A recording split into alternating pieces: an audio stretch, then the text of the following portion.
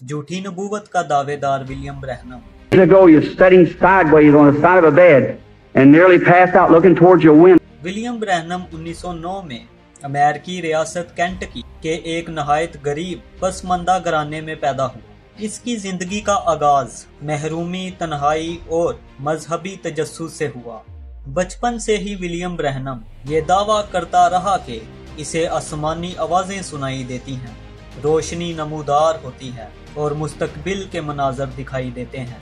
यही बुनियाद बाद में इसके नबूवती मिशन के दावों में तब्दील हो गई।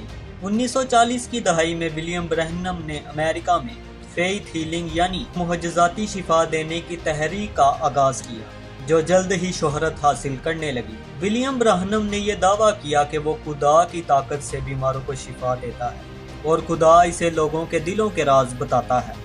कई लोग इसके जज्बाती और ड्रामाई तबलीग से मुतासिर हुए, लेकिन बहुत से संजीदा मजहबी स्कॉलर्स ने और चर्च के रहनुमाओं ने इसकी शदीद तनकीद की। इनके मुताबिक ये सब कुछ एक मंसूबा बंद नफ्सियाती खेल और अकीदतमंदों का एक इस्तेहाल था। विलियम ब्रैनम का सबसे बड़ा दावा ये था कि वो मलाकी की किताब 4 बाब में मरकूज एलिया नबी है, जो यसू मसीह की दूसरी आमद से पहले जाहिर होगा।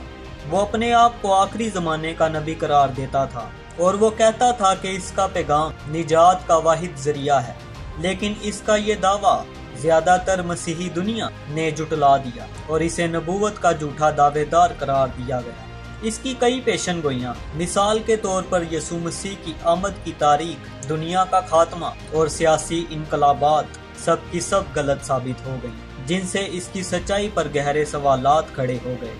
इसकी तालीमात में सख्त गिर रुझानात थे। वो तसलीस के अकीदे का मुखालिफ था और कहता था कि तसलीस एक शैतानी नजरिया है। वो औरतों के बारे में सख्त अल्फाजात इस्तेमाल करता था।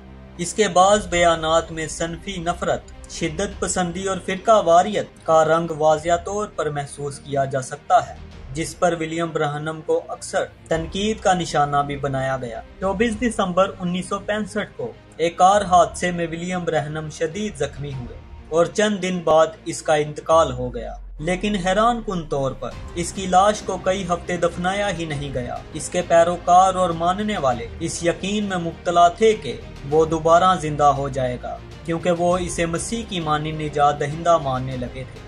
महीनों के इंतजार के बाद जब कोई मुअज्जज़ा रुनुमा नहीं हुआ तो बिल आखिर इसकी तदफीन की गई। आज भी विलियम ब्रैनम के मानने वाले और इसके पैरोकार दुनिया के मुख्तलिफ हिस्सों, खुसूसी तौर पर अमेरिका, अफ्रीका, भारत और पाकिस्तान के कुछ मसीही हलकों में मौजूद हैं। वो द मैसेज के नाम से इसकी तालीमात पर अमल करते हैं। विलियम ब्रैनम के पैरोकार इसे नबी बल्कि बाज़ तो इसे निजात दहिंदा तक मानते हैं, लेकिन संजीदा मजहबी और इल्मी हलके इसे एक झूठा नबी और अवामी नफ्सियात से खेलने वाला मुबल्लग करार देते हैं, जिसने मजहब के नाम पर अपनी शख्सियत को मुकद्दस बनाकर लोगों को गुमराही में मुब्तला किया। विलियम ब्रैनम की शख्सियत एक गहरी मिसाल है कि किस तरह झूठे नबूवत के दावे, मुअज्जिज़ों की ख्वाहिश और अंधी अकीदत इंसानों को एक ऐसे रास्ते पर डाल सकती है जहां दलील, इल्म और सच्चाई धुंधला जाती है।